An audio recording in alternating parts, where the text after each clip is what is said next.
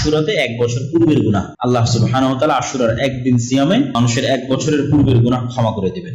কিন্তু দুঃখের বিষয় হচ্ছে এই আশুরাকে নিয়ে আমাদের সমাজে অনেক আকীদাগত বিভ্রান্তি আছে। আর এই বিভ্রান্তির একটা ঘটনাও আছে কাকতালীয়। সেটি হচ্ছে হুসাইন রাদিয়াল্লাহু তাআলা আনহু। হাসান এবং হুসাইন রাদিয়াল্লাহু তাআলা আনহুমার প্রতি ভালোবাসা ঈমানের অঙ্গ। আলী রাদিয়াল্লাহু তাআলা আনহুর প্রতি ভালোবাসা ঈমানের অঙ্গ। সকল সাহাবীদের প্রতি ভালোবাসা ঈমানের অঙ্গ। আল্লাহর নবীর পরিবার পরিজনের প্রতি বিদ্বেষ পোষণ করা কাফের হওয়ার আলামত, মুনাফিক হওয়ার আলামত। কিন্তু মুহাম্মদ সাল্লাল্লাহু আলাইহি ওয়াসাল্লামকে যেমন যিশু খ্রিস্টের জায়গায় বসানো যাবে না, ঠিক তেমনি মুহাম্মদ সাল্লাল্লাহু আলাইহি ওয়াসাল্লামের কোন সাহাবীকেও যিশু খ্রিস্টের জায়গায় বসানো যাবে না। যিশু খ্রিস্টকে তথা ঈসা আলাইহিস সালাতু ওয়াস সালামকে খ্রিস্টানরা কোথায় বসিয়েছে? এমন উঁচুতে নিয়ে চলে গেছে যে সারা পৃথিবীর সব মানুষের গুনাহ নিয়ে ঈসা আলাইহিস সালাতু ওয়াস সালাম মারা গেছে। নাউযুবিল্লাহ। এই জন্য ঈসা আলাইহিস সালাতু ওয়াস সালামের মৃত্যুকে উদযাপন করা, কাছাকাছি ওই সেম থিওরিতে চলে গেছে একদল বিভ্রান্ত মুসলমান হুসাইন রাদিয়াল্লাহু তাআলা আনহুর মৃত্যুকে। অথচ হুসাইন রাদিয়াল্লাহু তাআলা আনহুর চেয়ে অবশ্যই শ্রেষ্ঠ আশারায়ে মুবাশশার বিল জান্নাহ, জান্নাতের সুসংবাদ প্রাপ্ত 10 জন সাহাবী। অন্তত তার নিজের পিতা আলী রাদিয়াল্লাহু তাআলা আনহু তো অবশ্যই শ্রেষ্ঠ। তো যারা জান্নাতের সুসংবাদ প্রাপ্ত এবং তাদের মধ্যে যে 4 জন খলিফা, তাদেরকেও অনেককেই হত্যা করা হয়েছে। ওমরকে হত্যা করা হয়েছে, ওসমানকে হত্যা করা হয়েছে রাদিয়াল্লাহু তাআলা আনহু। তাদের হত্যা উম্মতে মুহাম্মাদীর জন্য যতটা ক্ষতিকর, ওই সময়ের জন্য যতটা ব্যথার, দুঃখের এবং কষ্টের ছিল, হুসাইন রাদিয়াল্লাহু তাআলা আনহুর হত্যা দুঃখের এবং কষ্টের, কিন্তু তুলনা করা সম্ভব নয়। তাহলে হুসাইন রাদিয়াল্লাহু তাআলা আনহুর হত্যায় যদি শোক পালন করতে হয়, তাহলে আবু বকর, ওমর, উসমান, আলীর হত্যাতেও তো তার চেয়ে বেশি শোক পালন করতে হবে। আর তার চেয়ে বেশি শোক পালন করতে হবে মুহাম্মদ সাল্লাল্লাহু আলাইহি ওয়াসাল্লামের মৃত্যুতে। কিন্তু ইসলাম তো শোকের ধর্মই নয়, ইসলাম শোকের দিন নয়। সর্বোচ্চ স্বামীর মৃত্যুতে মানুষ শোক পালন করতে পারে 4 মাস 10 দিন, সর্বোচ্চ।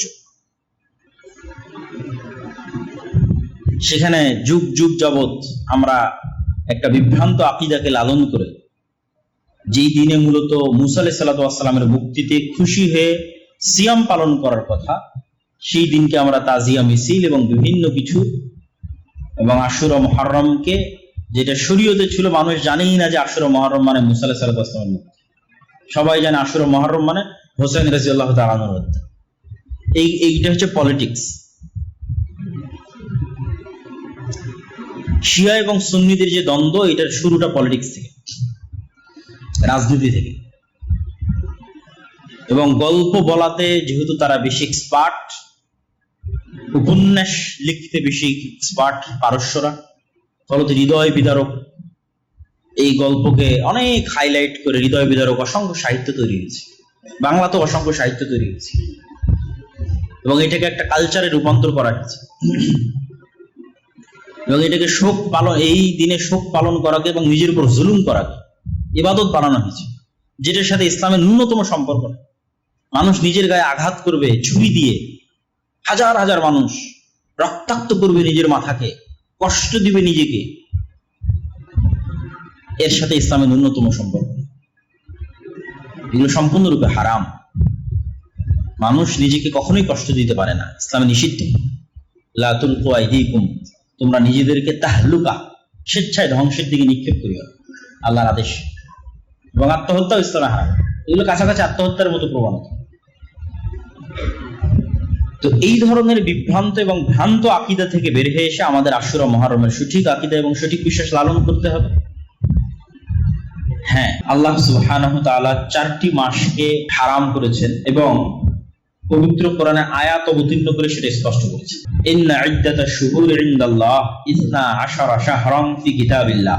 যেই দিন থেকে আল্লাহ আসমান এবং জমিন সৃষ্টি করেছেন, ওই দিন থেকে আল্লাহর গণনায় মাস হচ্ছে 12টি। যেই দিন থেকে আল্লাহ আসমান এবং জমিন সৃষ্টি করেছেন, ওই দিন থেকে লাওহে মাহফুজে আল্লাহ সুবহানাহু ওয়া তাআলার গণনায় মাস 12টি। তবে 12 মাস মানুষের আবিষ্কার নয়, আল্লাহর নির্ধারণ, পৃথিবী যেদিন থেকে সৃষ্টি হয়েছে সেই দিন থেকে। মিনহা আরবাআতুন হুরুম, আর ওই দিন থেকে 4টা মাস হারাম।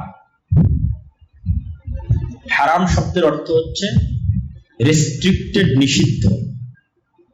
অনেক সময় কোনো কিছু নিষিদ্ধ হয় নিকৃষ্টতার কারণে, আর অনেক সময় কোনো কিছু নিষিদ্ধ হয় সম্মানের কারণে।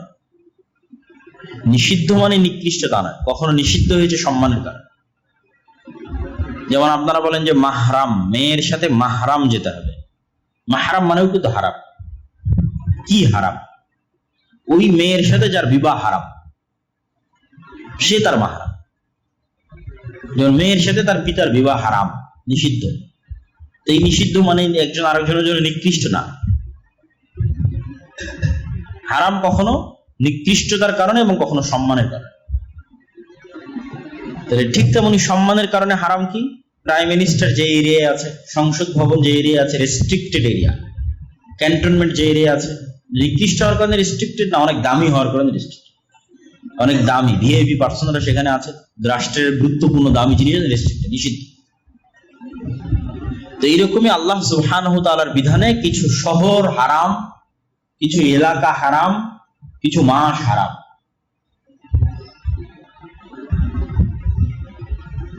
তো আল্লাহ সুবহানাহু ওয়া তাআলার নির্ধারণে যেই মাসগুলো হারাম তার মধ্যে একটি গুরুত্বপূর্ণ মাস হচ্ছে মুহররম। পরপর 3 মাস, যুলকাদা, যুলহিজ্জা এবং মুহররম। তো এই হারাম মাসগুলোর সম্মান হচ্ছে, হারাম মাসে যুদ্ধ বিগ্রহ নিষিদ্ধ। যুদ্ধ বিগ্রহ নিষিদ্ধ মানে নিজে থেকে শুরু করা নিষিদ্ধ। এটাই হারাম মাসের সম্মান। যে কোনো মুসলিম শাসক, কোনো মুসলিম খলিফা এই 4 মাসে নিজে থেকে যুদ্ধ স্টার্ট করতে পারবে না, বরং তার কোনো যুদ্ধ বন্ধ করার ক্ষমতা থাকলে বন্ধ করবে এই 4 মাসে। আর যদি যুদ্ধ চাপিয়ে দেওয়া হয়, তথা আমার উপর কেউ হামলা করতেছে, তখন তার কিছু করার নাই। তখন আল্লাহ অনুমতি দিয়েছে যে ঠিক আছে, যতটুকু তোমাদের উপর জুলুম হচ্ছে তোমরা ততটুকু জুলুমের প্রতিবাদ করো। কিন্তু নিজে থেকে হারাম মাসে যুদ্ধ শুরু করা যাবে, মারামারি, গন্ডগোল, ফাটাফাটি শুরু করা যাবে। শান্তি বিরাজ রাখতে হবে। এবং এই বিধান মক্কার মুহাম্মদ সাল্লাল্লাহু আলাইহি ওয়াসাল্লাম আসার পূর্বের কাফেররা অনুসরণ করত। কাফের মুশরিকদের কাছে হারাম মাসের গুরুত্ব ছিল। আর হারাম এরিয়া হচ্ছে মক্কা এবং মদিনা। মক্কাকে হারাম করেছে ইব্রাহিম আলাইহিস সালাম, মদিনাকে হারাম করেছে মুহাম্মদ সাল্লাল্লাহু আলাইহি ওয়াসাল্লাম।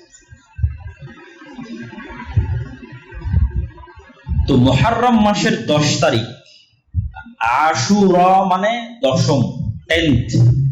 আরবিতে 10-এর আরবি হচ্ছে আশারা, 10। ওইটাকে যখন দশম ম যুক্ত করা হয়েছে তখন আরবিতে হচ্ছে আশুরা, দশম দিন। 10 থেকে দশম, তাহলে আশারা থেকে আশুরা, 10 থেকে দশম। মুহররম মাসের দশম দিন। তো মুহররম মাসের দশম দিনের কি গুরুত্ব? এমনি অসংখ্য জয়ীফ হাদিস আছে, জাল হাদিস আছে, যে সবকিছুই মুহররম মাসের 10 তারিখ। আল্লাহ পৃথিবী সৃষ্টি করেছে এই দিনে, পৃথিবী ধ্বংস হবে এই দিনে, আদম সৃষ্টি করেছেন এই দিনে। এরকম অসংখ্য কিছু রিওয়ায়াত আছে যেগুলো সরাসরি নির্ভরযোগ্য সূত্রে প্রমাণিত। নির্ভরযোগ্য সূত্রে প্রমাণিত কি? নির্ভরযোগ্য সূত্রে প্রমাণিত একটাই, সেটা হচ্ছে ইয়াউমা নাজাল্লাহু সুবহানাহু ওয়া তাআলা ইয়া বানি ইসরাঈল আযকুরু নি'মাতি আল্লাতী আন'আমতু আলাইকুম। হে বানু ইসরাইল, স্মরণ করো আমার নিয়ামতের কথা। ওয়া ইয নাজ্জাইনাকুম মিন আলি ফিরআউন ইয়াসুমুনাকুম সুআল আযাব ইযাববিহুনা আবনাআকুম ওয়া ইস্তাহইয়ুনা নিসাআকুম ওয়া ফী যালিকুম বালাউম মির রাব্বিকুম আযীম। স্মরণ করো সেই দিনের কথা যেই দিন আমি তোমাদের ফিরআউন থেকে মুক্তি দিয়েছিলাম। ফিরআউন কি করত? ইয়াসুমুনাকুম সুআল আযাব, নিকৃষ্ট আযাব দিত তোমাদের। কিভাবে আযাব দিত? ইযাববিহুনা আবনাআকুম, তোমাদের ছেলে সন্তানদের জবাই করতো। ওয়া ইস্তাহইয়ুনা নিসাআকুম, তোমাদের মেয়েদের বাঁচিয়ে রাখতো। কি দয়ায় বাঁচিয়ে রাখতো মেয়েদের? না, একদিকে পুরুষকে হত্যা করা হচ্ছে, আর একদিকে পরিবারের সম্মান, মেয়েদেরকে বাঁচিয়ে রাখা হচ্ছে দাসত্ব করাটা, প্র্যাকটিক্যাল দাসত্ব করাটা, আর পুরুষদেরকে হত্যাই করা হচ্ছে। তাহলে মেয়েদেরকে বাঁচিয়ে রাখা হচ্ছে লাঞ্ছনা, যে একটা জাতির লাঞ্ছনা এবং একটা পরিবারের লাঞ্ছনার সবচেয়ে বড় আলামত যে ওই বাড়ির স্ত্রী, ওই বাড়ির মেয়ে, ওই বাড়ির মা মানুষের দাস, মানুষের দাস। রিযাববিহুনা আবনাআকুম, তোমাদের পুরুষদের হত্যা করেছে। ওয়া ইস্তাহইয়ুনা নিসাআকুম, তোমাদের মেয়েদের বাঁচিয়ে রাখা হচ্ছে দাস হিসেবে। এই ভয়ঙ্কর শাসকের নাম হচ্ছে ফেরাউন, আমি মুক্তি দিয়েছি। ওই ফারাকনা বিকুমুল বাহরা, সমুদ্রকে চিরে দিয়েছি তোমাদের জন্য, যেন তোমরা ফেরাউনের কবল থেকে মুক্তি পাও। ওয়াগরাকনা আলা ফিরাউন, আর ফেরাউনকে ডুবিয়ে দিয়েছি এই সমুদ্রে। তাহলে পৃথিবীর ইতিহাসে যতগুলো বড় ঘটনা আছে তার মধ্যে বিশাল বড় ঘটনা হচ্ছে বানু ইসরাইলের মুক্তি পাওয়া আর ফেরাউনের ডুবে যাওয়া মুসা আলাইহিস সালাতু ওয়াস সালামের মাধ্যমে, এবং সমুদ্র চিরে দ্বিখণ্ডিত হয়ে যাওয়া।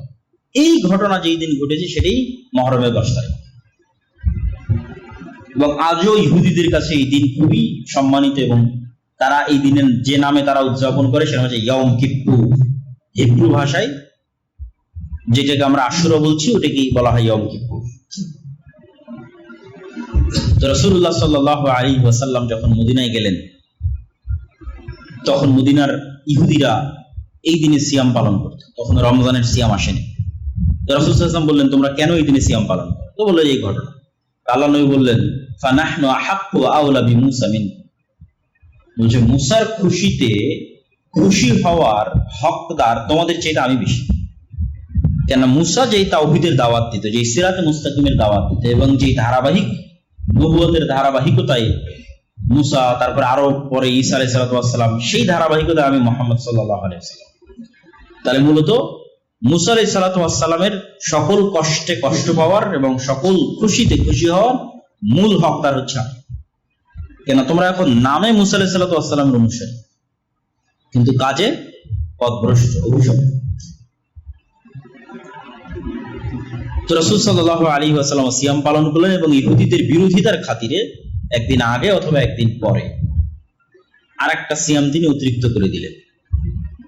10ম দিনের আগে 9 তারিখ অথবা 10ম দিনের পরে 11 তারিখ, যাতে আহলে কিতাব তথা ইহুদিদের থেকে মুসলমানের ইবাদত একটু হলেও আলাদা। তো রাসূলুল্লাহ সাল্লাল্লাহু আলাইহি ওয়াসাল্লাম দুটো হাদিস, আফজালুস সিয়াম বা'দা রমাদান শাহরুল্লাহিল মুহাররম, রমাদানের পরে আল্লাহর নিকটে সবচেয়ে শ্রেষ্ঠ সিয়াম হচ্ছে মুহররম মাসের সিয়াম। আর আরেকটা হাদিসে রাসূল সাল্লাল্লাহু আলাইহি ওয়াসাল্লাম বলেন, সিয়াম ইয়াউম আশুরা আহতাসিবু আলাল্লাহ আন ইউকাফফিরা সানাতাল্লাতী ক্বাবলাহ। আমরা কিছুদিন পূর্বে আরাফার সিয়াম রেখেছিলাম 1 বছর আগের এবং 1 বছর পরের গুনাহ, আর রাসূল সাল্লাল্লাহু আলাইহি ওয়াসাল্লাম এটাতে বলছেন আশুরাতে 1 বছর পূর্বের গুনাহ। আল্লাহ সুবহানাহু ওয়া তাআলা আশুরার একদিন সিয়ামে মানুষের 1 বছরের পূর্বের গুনাহ ক্ষমা করে দিবেন। কিন্তু দুঃখের বিষয় হচ্ছে এই আশুরাকে নিয়ে আমাদের সমাজে অনেক আকীদাগত বিভ্রান্তি আছে, আর এই বিভ্রান্তির একটা ঘটনাও আছে কাকতালীয়। সেটি হচ্ছে হুসাইন রাদিয়াল্লাহু তাআলা আনহু। হাসান এবং হুসাইন রাদিয়াল্লাহু তাআলা আনহুমার প্রতি ভালোবাসা ঈমানের অঙ্গ, আলী রাদিয়াল্লাহু তাআলা আনহুর প্রতি ভালোবাসা ঈমানের অঙ্গ, সকল সাহাবীদের প্রতি ভালোবাসা ঈমানের অঙ্গ। আল্লাহর নবীর পরিবার পরিজনের প্রতি বিদ্বেষ পোষণ করা কাফের হওয়ার আলামত, মুনাফিক হওয়ার আলামত। কিন্তু মুহাম্মদ সাল্লাল্লাহু আলাইহি ওয়াসাল্লামকে যেমন যিশু খ্রিস্টের জায়গায় বসানো যাবে না, ঠিক তেমনি মুহাম্মদ সাল্লাল্লাহু আলাইহি ওয়াসাল্লামের কোন সাহাবীকেও যিশু খ্রিস্টের জায়গায় বসানো যাবে না। যিশু খ্রিস্টকে তথা ঈসা আলাইহিস সালামকে খ্রিস্টানরা কোথায় বসিয়েছে? এমন উঁচুতে নিয়ে চলে গেছে যে সারা পৃথিবীর সব মানুষের গুনাহ নিয়ে ঈসা আলাইহিস সালাম মারা গেছে, নাউযুবিল্লাহ। এই জন্য ঈসা আলাইহিস সালামের মৃত্যুকে উদযাপন করা,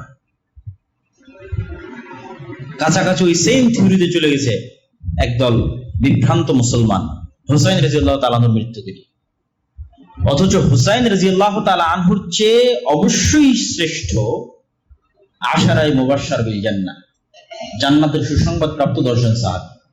অন্তত তার নিজের পিতা আলী রাদিয়াল্লাহু তাআলা আনহু তো অবশ্যই শ্রেষ্ঠ। তো যারা জান্নাতের সুসংবাদ প্রাপ্ত এবং তাদের মধ্যে যে 4 জন খলিফা, তাদেরকেও অনেককেই হত্যা করা হয়েছে। ওমরকে হত্যা করা হয়েছে, ওসমানকে হত্যা করা হয়েছে রাদিয়াল্লাহু তাআলা আনহু। তাদের হত্যা উম্মতে মুহাম্মাদীর জন্য যতটা ক্ষতিকর, ওই সময়ের জন্য যতটা ব্যথার, দুঃখের এবং কষ্টের ছিল, হুসাইন রাদিয়াল্লাহু তাআলা আনহুর হত্যা দুঃখের এবং কষ্টের, কিন্তু তুলনা করা সম্ভব নয়। তাহলে হুসাইন রাদিয়াল্লাহু তাআলা আনহুর হত্যায় যদি শোক পালন করতে হয়, তাহলে আবু বকর, ওমর, উসমান, আলীর হত্যাতেও তো তার চেয়ে বেশি শোক পালন করতে হবে, আর তার চেয়ে বেশি শোক পালন করতে হবে মুহাম্মদ সাল্লাল্লাহু আলাইহি ওয়াসাল্লামের মৃত্যুতে।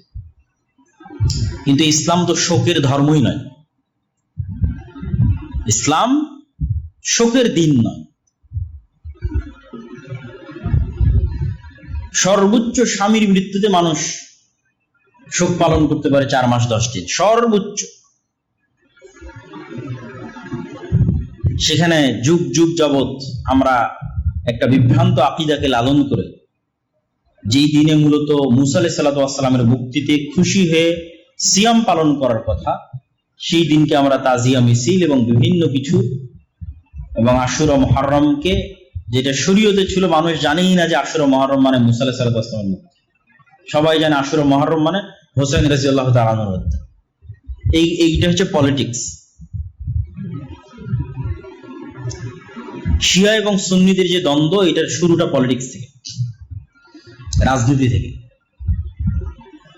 এবং গল্প বলাতে যেহেতু তারা বেশি এক্সপার্ট, উপন্যাস লিখতে বেশি এক্সপার্ট পারস্যরা, ফলত হৃদয় বিদারক এই গল্পকে অনেক হাইলাইট করে হৃদয় বিদারক অসংখ্য সাহিত্য তৈরি হয়েছে, বাংলাতেও অসংখ্য সাহিত্য তৈরি হয়েছে, এবং এটাকে একটা কালচারে রূপান্তর করা হয়েছে। এবং এটাকে শোক পালন, এই দিনে শোক পালন করাকে এবং নিজের উপর জুলুম করাকে ইবাদত বানানো হয়েছে, যেটার সাথে ইসলামের ন্যূনতম সম্পর্ক নেই। মানুষ নিজের গায়ে আঘাত করবে ছুরি দিয়ে, হাজার হাজার মানুষ রক্তাক্ত করবে নিজের মাথাকে, কষ্ট দিবে নিজেকে, এর সাথে ইসলামের ন্যূনতম সম্পর্ক নেই। এগুলো সম্পূর্ণরূপে হারাম। মানুষ নিজেকে কখনোই কষ্ট দিতে পারে না, ইসলামে নিষিদ্ধ। লা তুলকু আইদিকুম, তোমরা নিজেদেরকে তাহলুকা, স্বেচ্ছায় ধ্বংসের দিকে নিক্ষেপ করিও, আল্লাহর আদেশ। এবং আত্মহত্যা ইসলামে হারাম। এগুলো কাছাকাছি আত্মহত্যার মতো প্রবণতা। তো এই ধরনের বিভ্রান্ত এবং ভ্রান্ত আকীদা থেকে বের হয়ে এসে আমাদের আশুরা মুহররমের সঠিক আকীদা এবং সঠিক বিশ্বাস লালন করতে হবে। হ্যাঁ, হুসাইন রাদিয়াল্লাহু তাআলা আনহু যেমন আলে বাইতের অংশ, আয়েশা রাদিয়াল্লাহু তাআলা আনহা আলে বাইতের অংশ। আলী ইবনে আবি তালিব রাদিয়াল্লাহু তাআলা আনহু রাসূল সাল্লাল্লাহু আলাইহি ওয়াসাল্লামের এক চাচা, আবু তালেবের সন্তান। তো রাসূল সাল্লাল্লাহু আলাইহি ওয়াসাল্লামের তো আরো চাচা আছে, আব্বাস ইবনে আব্দুল মুত্তালিব, হামজা ইবনে আব্দুল মুত্তালিব, তাদের সন্তানেরা কে? তাদের সন্তানেরা আলে বাইতের অংশ। আব্দুল্লাহ ইবনে আব্বাস এবং তাদের পরিবার আলে বাইতের অংশ। তাহলে শুধু একজনকে যদি আমি সম্পূর্ণরূপে আলাদা করে নিই, আলী রাদিয়াল্লাহু তাআলা রাসূল সাল্লাল্লাহু আলাইহি ওয়াসাল্লাম মাত্র এক মেয়েকে বিবাহ করেছে, আর ওসমান রাদিয়াল্লাহু আনহু 2 মেয়েকে বিয়ে করেছে। তো রাসূল সাল্লাল্লাহু আলাইহি ওয়াসাল্লাম 2 মেয়েকে বিয়ে করার পর ওসমান রাদিয়াল্লাহু আনহু হয়ে গেল আমার কাছে ঘৃণার পাত্র। আর এক মেয়েকে বিবাহ করার কারণে আমি তাকে হাইলাইট করে উপরে নিয়ে যেতে যেতে যেতে যেতে কেউ কেউ ইলাহ, আল্লাহ বানিয়ে ফেলেছে আলী রাদিয়াল্লাহু তাআলা। নাউযুবিল্লাহ। তাহলে এই তুলনাগুলো থেকেই তো বোঝা যায় যে এটার মধ্যে কোথাও না কোথাও গ্যাপ আছে, ভুল ত্রুটি আছে। যদি আল্লাহর নবীর পরিবারের প্রতি ভালোবাসা হয়, তাহলে যিনি আল্লাহর নবী 2 মেয়েকে বিয়ে করেছে ওসমান রাদিয়াল্লাহু তাআলা, উনি তো বেশি ভালোবাসার পাত্র। যদি আল্লাহর নবীর মেয়ের জামাই হিসেবে বেশি ভালোবাসার পাত্র, তাহলে এই জিনিসগুলো আসলে লজিক্যালি টিকে না, বরং এগুলো প্রত্যেকটাই মূলত পলিটিক্স। হ্যাঁ, এটা ঠিক যে যেই মুহূর্তে হুসাইন রাদিয়াল্লাহু তাআলা আনহুকে হত্যা করা হচ্ছে, ওই মুহূর্তের শাসক ইয়াজিদ, কিন্তু উমাইয়াদের দারুল খেলাফা হচ্ছে দামেস্ক। আর নিহত হচ্ছেন হুসাইন রাদিয়াল্লাহু তাআলা আনহু ইরাকে। ইরাক থেকে সিরিয়ার দূরত্ব ভালোই, এবং মধ্যে মরুভূমি থাকায় যাওয়ার রাস্তা অনেক ক্রিটিক্যাল। ফোরাত নদীর তীর ধরে ঘুরে যেতে হবে। ইব্রাহিম আলাইহিস সালাতু ওয়াস সালাম যখন ইরাক থেকে সিরিয়াতে হিজরত করেছিলেন, তখনও ওনাকে এইভাবে ঘুরে আসতে হয়েছে। তো শাসক আছে দামেস্কে, সরাসরি তার পক্ষ থেকে হত্যার আদেশের প্রমাণ ইতিহাসে পাওয়া যায় না। বায়াত যেন না নিতে পারে, আত্মসমর্পণ যেন করে, আমার হাতে এসে যেন বায়াত নাই, এই রকমের আদেশ আছে। কিন্তু মূল কালপ্রিট এখানে হচ্ছে কুফার মানুষেরা, যারা মুনাফিকি করেছে, যারা তাকে অনেক উৎসাহ দিয়ে মদিনা থেকে নিয়ে গেছে, আসেন আমরা আপনার পাশে থাকবো, অমুক করবো, তুমুক করবো, কিন্তু যাওয়ার পর আর পাশে নাই। তো মূল কালপ্রিট হচ্ছে আহলে কুফা, কুফার তৎকালীন যারা মানুষ, যারা তাকে দাওয়াত দিয়ে উস্কিয়ে মদিনা থেকে বের করে নিয়ে এসেছে কুফায়, কিন্তু যখন কুফায় এসেছে তখন আর সাথ দেয়। ঘটনা অত্যন্ত হৃদয় বিদারক। অবশ্যই ইয়াজিদ ইবনে মুআবিয়াকে এতটুকুর জন্য দায় দেওয়াই যায় যে সে হত্যাকারীর কোনো বিচার করেছিল কিনা, এই প্রশ্ন অবশ্যই উত্থাপন করা যায়। এই জন্য আহলুস সুন্নাত ওয়াল জামাতের পক্ষ থেকে শাইখুল ইসলাম ইবনে তাইমিয়া বলেছেন, ইয়াজিদ ইবনে মুআবিয়া না প্রশংসার যোগ্য না নিন্দারও যোগ্য। নিন্দা করেও আমরা গুনাহের ভাগীদার হতে রাজি নই, প্রশংসা করেও কেন সে সাহাবী নয়, আলাদা করে তার প্রতি আমাদের কোনো জিম্মেদারিও নেই। কিন্তু এইটার কারণে তার পিতা মুআবিয়া রাদিয়াল্লাহু তাআলা আনহুকে দায় দেওয়া, তখন তিনি পৃথিবীতে নাই, উনি অনেক আগে পৃথিবী থেকে চলে গেছে। মুআবিয়া রাদিয়াল্লাহু তাআলা আনহু আরেক সাহাবীর সন্তান, যে আবু সুফিয়ান, মুআবিয়া ইবনে আবি সুফিয়ান। আবু সুফিয়ান হচ্ছে আবু জাহালের পরে মক্কার কুরাইশদের নেতা। আবু সুফিয়ান রাদিয়াল্লাহু তাআলা আনহু মক্কা বিজয়ের সময় ইসলাম গ্রহণ করেন।